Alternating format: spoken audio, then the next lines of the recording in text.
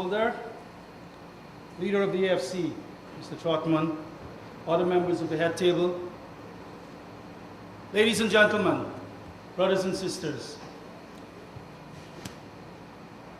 you've heard from all of us, and we have basically set the tone. The AFC has made clear positions on the position of alliance, and we have decided on our candidates. We are ready for the second phase, the second quarter in basketball parlance, the second quarter of our game in winning the 2011 national elections in Guyana. My task is very simple this evening. I am tasked with basically outlining not just what the AFC will do for the people, but more importantly, and I'm very happy that Nigel raised it, how we are going to do it.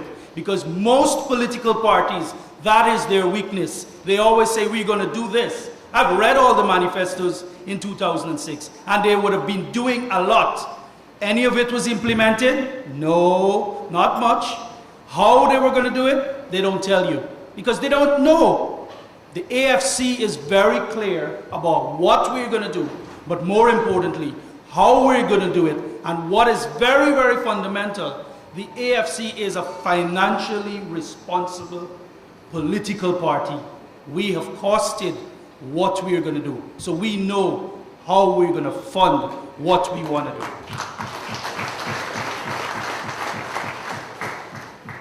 We're fortunate to be this advanced in our game because, you know, as you will be reading the press, they have the candidates for the other parties are now running all over the country, and then there's the horse trading and the what they call it, the gutter politics in some organization. But we're not in that game. We are ahead of this game. We are now at a point where we are deciding on the question of what we do next to get the people into the AFC, more of you. And it's our time. We are now ready to play ball in the Guyana political game.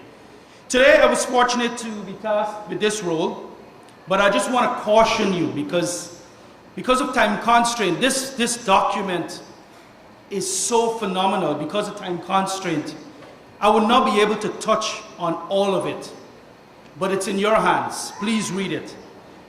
But for those in radio land, internet land, and on television, I want to tell you, you can access this document at www.voteafc.com. Please read it thoroughly, and as our leader of the party has said, we want to hear your views because this is our interpretation of how we're going to take Guyana forward.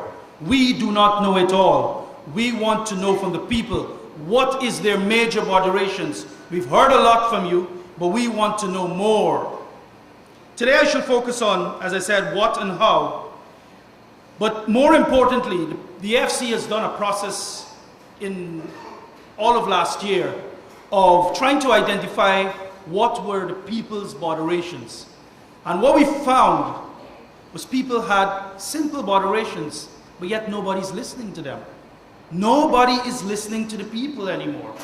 The people told us their biggest problem is jobs. The people told us their biggest problem, their second biggest problem is crime, personal security. But when you read the national budget for 2011, you find the Honorable Minister of Finance mentioned jobs how many times? Once. And as a fact, read it once. This is how you're going to develop a country when you're not even listening to the people. Well, we're different in the AFC. But there is much, as I said, in this document, so please, I encourage you to read it. But my task, I'll be talking about first year in office. The AFC has set itself a short-term plan, which is our first year, a medium-term plan, which is the end of our first term. But as Nigel had said, we are thinking broader. We are going to transform this nation if you, the people, give us that right. We have the ability in the AFC to transform this country. So in our first year, we believe from day one, we have costed this. Brothers and sisters, we have costed it. How much it will cost the nation and the treasury if we reduce the VAT from 16% to 12%. And we can do it. Why cannot the PPP government do it today? We can do it. And I was reading the papers today and I get really, really fired up when I read the papers and see rubbish. So I want to just quote what I saw in the paper. The Honorable Dr. Samuel Hines, the Honorable Prime Minister of Guyana, he said, the VAT was not lowered, and the Prime Minister said, persons must know the truth. And this is his truth. By lowering VAT, quoting the Dr. Hines, by lowering VAT, the country will be worse off. What utter rubbish. Utter rubbish. Does he go to the market? Does he understand what the VAT does to the housewives and the house husbands of Guyana? These guys are all out of touch, I can tell you. They're clearly out of touch. And you, the people, have to remind them that they're out of touch by voting out this government and voting for the AFC.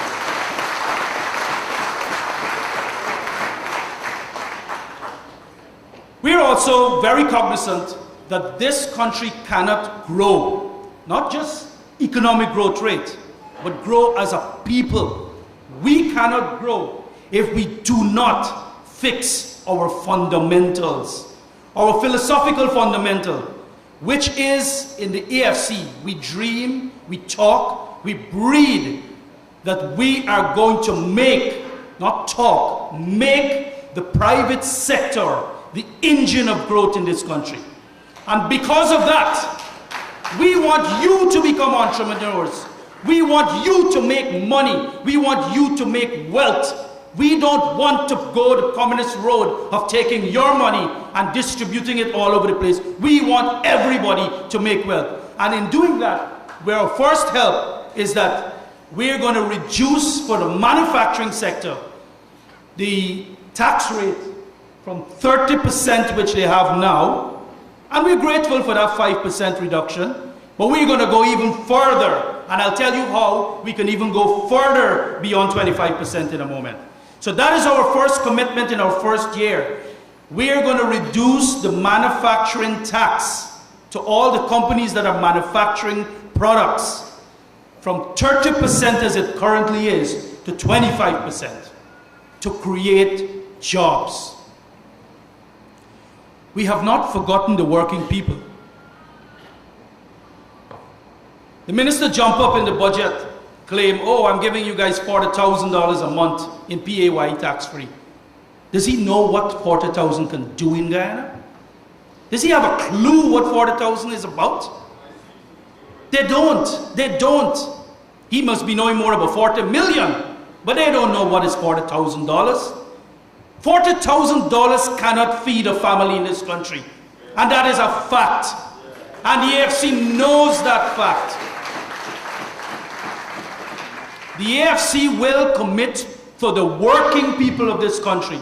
We're going to reduce, we're going to actually increase the PAYE tax-free immediately, even though it's a burden on the treasury, to 50,000. That is our starting commitment to you, the people.